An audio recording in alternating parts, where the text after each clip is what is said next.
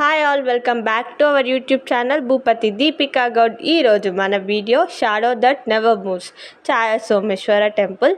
ఈ టెంపుల్లో ఒక మిస్టరీ ఉంది. ఆ మిస్టరీ ఏంటి, అసలు ఆ మిస్టరీకి సంబంధించిన సైంటిఫిక్ రీజన్స్ ఏంటి అనేది ఈ వీడియోలో తెలుసుకుందాం.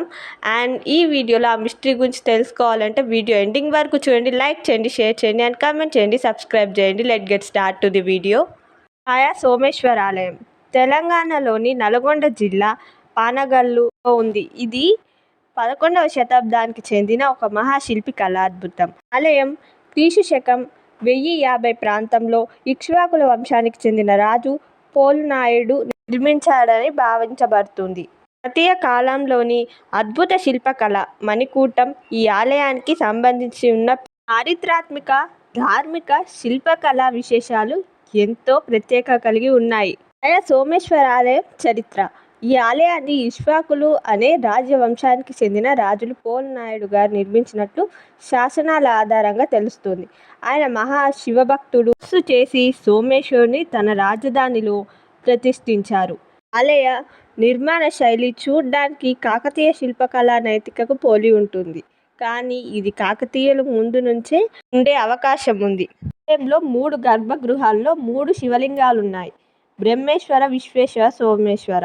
ప్రతి గర్భగృహంలో వేరు దిశల్లో ఉంది. కానీ వాటినన్నిటినీ కలుపుతూ మధ్యలో ఉండే మండపం ప్రత్యేక ఆకర్షణ. మణిద్వారాల శిల్పాలున్న రామాయణం, మహాభారతం, శివపురాణం కథాంశాలతో శిల్పాలు చాలా రమణీయంగా ఉంటాయి. ఇప్పుడు మీరు చూసింది ఛాయా సోమేశ్వర శివాలయం. దీని వెనకాలే షాడో పడుతుంది. శివలింగానికి మనమే స్వయంగా మన చేతితో అభిషేకించవచ్చు. అండ్ మీరు మనం అదే రూట్లో శివలింగం అవి అయిపోయిన తర్వాత అలా మనం కొంచెం ముందుకు వస్తూ ఉంటే అక్కడ మీరు చూడొచ్చు. ఇప్పుడు దత్తాత్రేయ స్వామిని మీరు చూస్తున్నారు.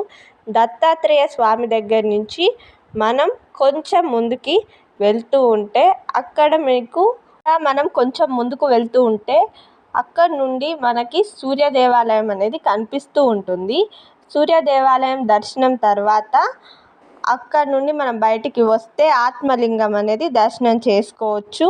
అండ్ అంతేకాకుండా మహాభారతం, రామాయణం, శివపురాణానికి సంబంధించిన శిల్పకళలు కూడా ఇక్కడ చూడొచ్చు. మీరు డిఫరెంట్ కళా ఆకృతులు మనకి ఆ గోడల మీద కనపడుతూ ఉంటాయి. ఆ శిలల మీద కూడా మీకు చాలా కనపడుతూ ఉంటాయి. And that is the Someshwara Swamy temple. మీరు ఇలా చూస్తుంది ఇటు సైడ్ సూర్య దేవాలయం, మనకు ఆపోజిట్లో ఇలాక దత్తాత్రేయ స్వామి. అని మనం ఆ టెంపుల్ని దర్శనం చేసుకొని కొంచెం ముందుకు అలా వస్తే ఇప్పుడు మీరు చూసేది ఆత్మలింగం చూస్తున్నారు. ఆత్మలింగాన్ని మనం దర్శనం చేసుకోవచ్చు. This is the temple of Shri Chaya Someshwara temple. This is the overall look of Shri Chaya Someshwara temple. మనం బయటికి వచ్చేస్తే మనకి అక్కడ కనిపిస్తూ ఉంటుంది ఒక కోనేరు. కోనేరు దగ్గర చుట్టూ చెట్లు, పక్షులతో చాలా ఆహ్లాదకరంగా ఉంటుంది. అంతేకాకుండా ప్రకృతికి చాలా దగ్గరగా కూడా ఉంటుంది. అండ్ ఈ ఆలయంలో ఒక మిస్టరీ ఏర్పడింది. శివలింగం పై పడే నీడ ఎప్పుడు మారదు. ఆ నీడ అంటే సాధారణంగా ఒక వస్తువు నుంచి వస్తువు అనుకుంటాం. కానీ ఈ ఆలయంలో ఎటు నుంచి ఎటు వెళ్తుందో, పడిన ఉదయమైనా, మధ్యాహ్నమైనా, సాయంత్రమైనా, ఎండైనా, మబ్బైనా శివలింగంపై పడే ఆ ఛాయ మాత్రం మారదు. అది ఈ ఆలయ మిస్టరీ. ఈ మాయ ఛాయ ఎలా మారుతుందో ఎవరికీ తెలీదు.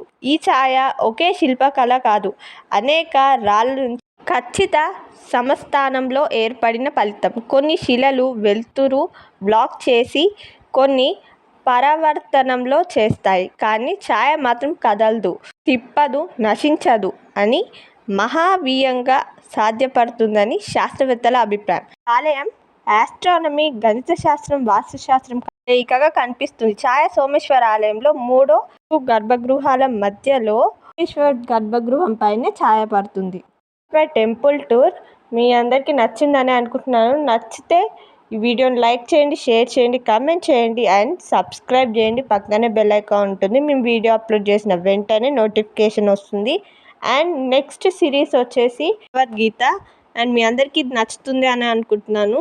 స్టోరీ మొత్తం కవర్ చేసేసాను మెయిన్ పాయింట్స్తో.